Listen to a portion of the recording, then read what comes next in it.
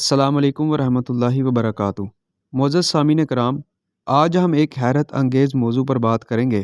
تصوف کیا ہے؟ اس کی حقیقت کیا ہے؟ تعریف اور مفہوم کیا ہے؟ کیا تصوف صرف ذکر و اذکار کا نام ہے یا اس میں کوئی گہری حکمت چھپی ہوئی ہے؟ کیا یہ صرف درویشی راہ ہے یا حقیقت کے دروازے کی چابی ہے؟ آج ہم ان تمام سوالات کے جوابات تلاش کریں گے اور آپ کو وہ راز بتائیں گے جو عام طور پر لوگ نہیں جانتے۔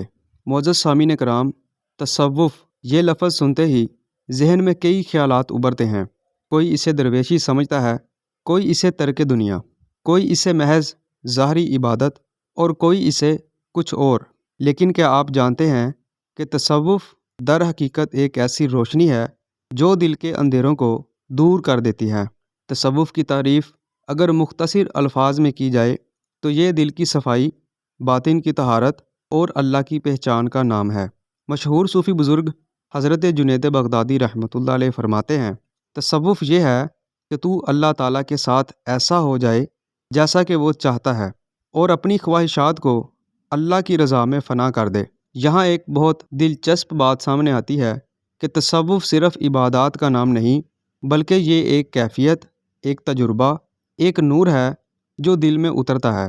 معزز سامعین کرام، اکثر لوگ یہ سوال کرتے ہیں کہ کیا تصوف شریعت کے خلاف ہے؟ نہیں، بلکہ تصوف شریعت کی روح ہے۔ اگر شریعت جسم ہے تو تصوف اس کی جان ہے۔ اگر شریعت قانون ہے تو تصوف اس قانون کی گہرائی۔ سامعین کرام، تصوف کی جڑیں قرآن و حدیث میں مضبوطی سے موجود ہیں۔ قرآن کریم میں اللہ تعالیٰ فرماتا ہے، قد افلح من زکاہا وقد خاب من دساہا۔ بے شک وہ کامیاب ہوا جس نے اپنے نفس کو پاک کر لیا، اور وہ نامراد ہوا جس نے اسے گناہوں میں دبا دیا۔ یہی تصوف ہے، نفس کی پاکیزگی، باطن کی صفائی اور دل کو اللہ کے نور سے منور کرنا۔ تصوف کا مقصد صرف ظاہری لباس یا مخصوص ظاہری اعمال نہیں، بلکہ اندرونی انقلاب ہے۔ یہ وہ علم ہے جو آپ کو ظاہری دنیا سے باطن کی حقیقت کی طرف لے جاتا ہے۔ یہ وہ راستہ ہے جو بندے کو بندگی کے اصل مفہوم تک پہنچاتا ہے۔ حضرت علی کرم اللہ تعالی وجہ الکریم نے فرمایا، جس نے اپنے نفس کو پہچان لیا اس نے اپنے رب کو پہچان لیا۔ تصوف اسی نفس کی پہچان کا راستہ ہے جو بالآخر اللہ کی معرفت تک پہنچاتا ہے۔ یہاں ایک حیرت انگیز بات یہ ہے کہ تصوف اور سائنسی علوم میں بھی گہرا تعلق موجود ہے۔ آج سائنس یہ ثابت کر چکی ہے کہ ہر چیز توانائی یعنی انرجی سے بنی ہے۔ صوفیاء کرام کہتے ہیں کہ ذکر الہی ایک خاص توانائی پیدا کرتا ہے جو قلب کو جلا بخشتی ہے۔